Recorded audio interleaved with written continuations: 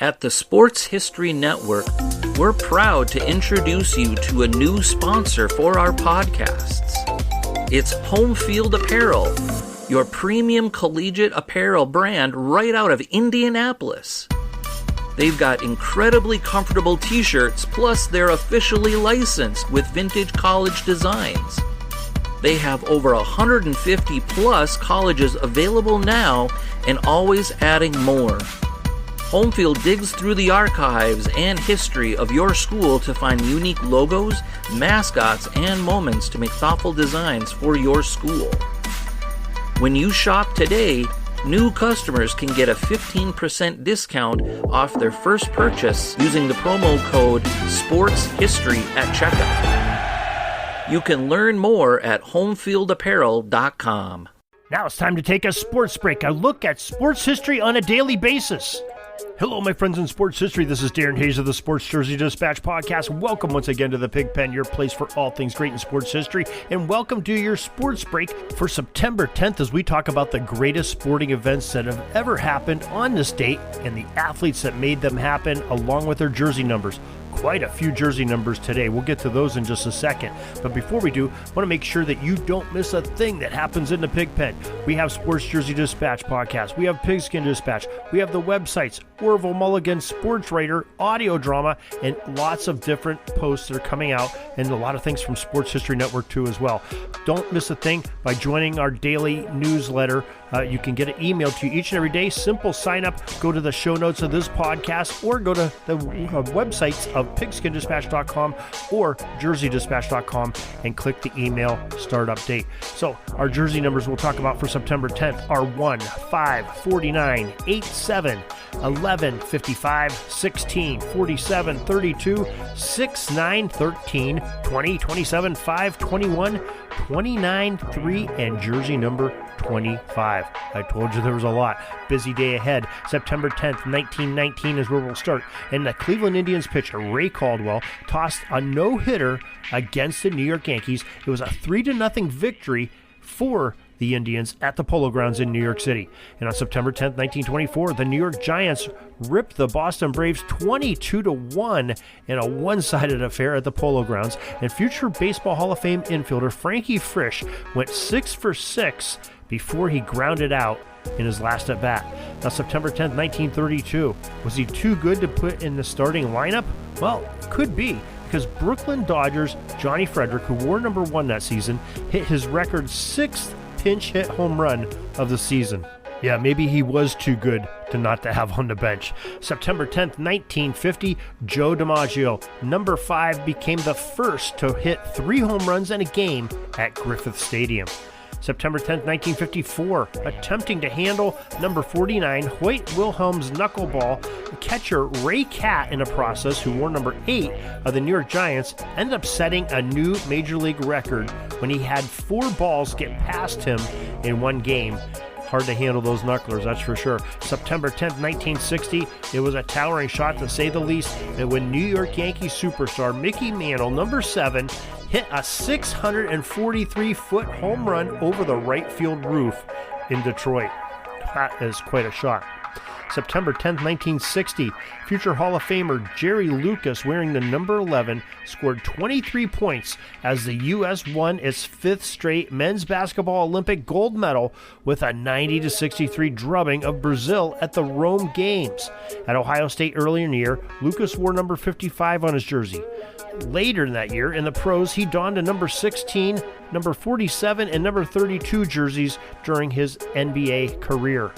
September 10th, 1961, the Yankees' number 7 is in the historic news once again of the day as Mickey Mantle became the 7th MLB player to hit 400 career home runs when he did this in this date in 1961. And in 1963, September 10th, as a young and spry as ever, legendary player Stan Musial, number 6, hit a home run in his first at-bat as a grandfather. You don't hear that very often. September 10th, 1972, Kazimierz Dania, wearing the number 9 in his country's Olympic gear, scored twice as Poland defeated Hungary 2-1 in the Olympic soccer gold medal game, with 80,000 onlookers watching at Munich Olympic Stadium. Quite a feat there. September 10th, 1973, the New York Jets traded pro football's leading receiver in Don Maynard, number 13, to the St. Louis Cardinals. Guess what number he wore there with the Cardinals? 13. September 10th, 1974, St. Louis Cardinals Lou Brock of the baseball Cardinals, that is, number 20, tied the stolen base mark for a season with his 104th, and then he set a new mark for the baseball stolen base record with 105 in the same game. That leads us to September 10th, 1975, receiving one of the most storied honors in hockey tradition. Darryl Sittler, number 27, was named the captain of the Toronto Maple Leafs on this day. And September 10th, 1978, he took only what he needed. The single-point American Lotus driver Mario Andretti earned 1 point for finishing 6th at the Italian Grand Prix at Monza.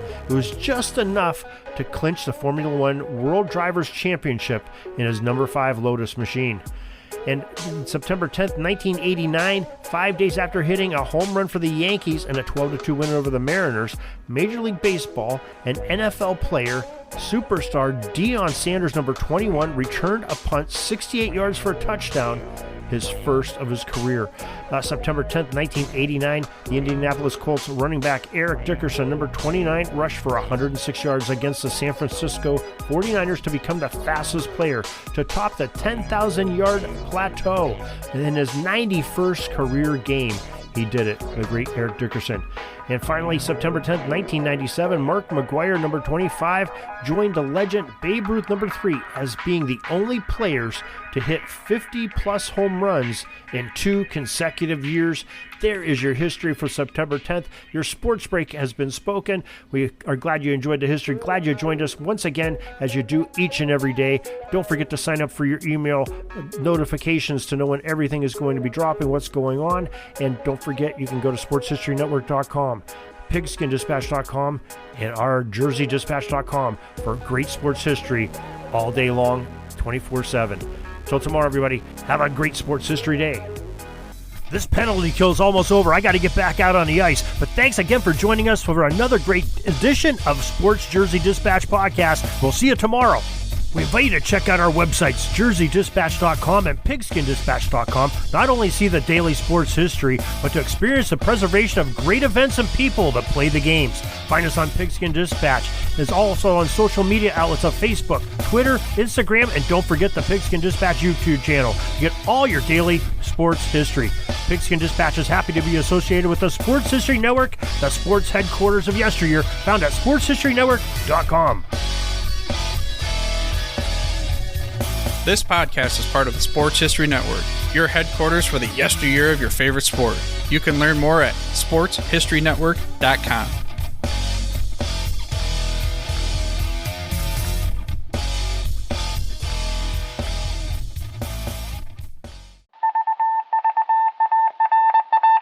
It was just another ordinary day in the offices of the Pittsburgh Guardian newspaper circa 1924.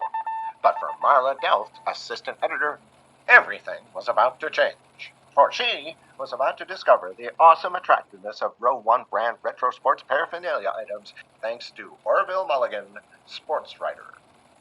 And there it is. Wow, Orville, that's really the bee's knees. Isn't it just? A poster-sized replica of the actual 1909 World Series program cover. I can see that. But where did you get it? And where'd you get it framed? I ordered it from the Row 1 website, where over 6,000 items of sports memorabilia from the 1880s to the 1990s are available for reproduction, in multiple sizes and in several different materials, with over a dozen styles of frame to choose from for prints like this. Well, I'm sure Mr. Delft would love to put up more of these in the office. But I'm equally as sure they're beyond this newspaper's budget. Not at all, my dear Marla. See for yourself. Go to sportshistorynetwork.com/row1. sportshistorynetwork.com/row1. Oh my, these are good prices. Oh, and look at this stuff. Oklahoma-Nebraska football, college basketball art, Michael Jordan items. And so it retro was that sports Marla Delft advertisement discovered the classics. splendiferous magic of Row 1 sports memorabilia, arts, and prints. You can too by visiting sportshistorynetwork.com/row1. That's ROW #1 today for access to the full Row 1 catalog of gallery prints and gifts like t-shirts, long-sleeve shirts, telephone cases, coffee mugs, blankets, pillows, towels, and even shower curtains. Act today for a 15% discount off all prints with coupon code SHN15 and 20% off all other items with coupon code SHN20 at checkout. And keep your dial locked to the Sports History Network for the exciting chronicles of the 1920 sports world in Orville Mulligan, Sports Writer. Coming soon.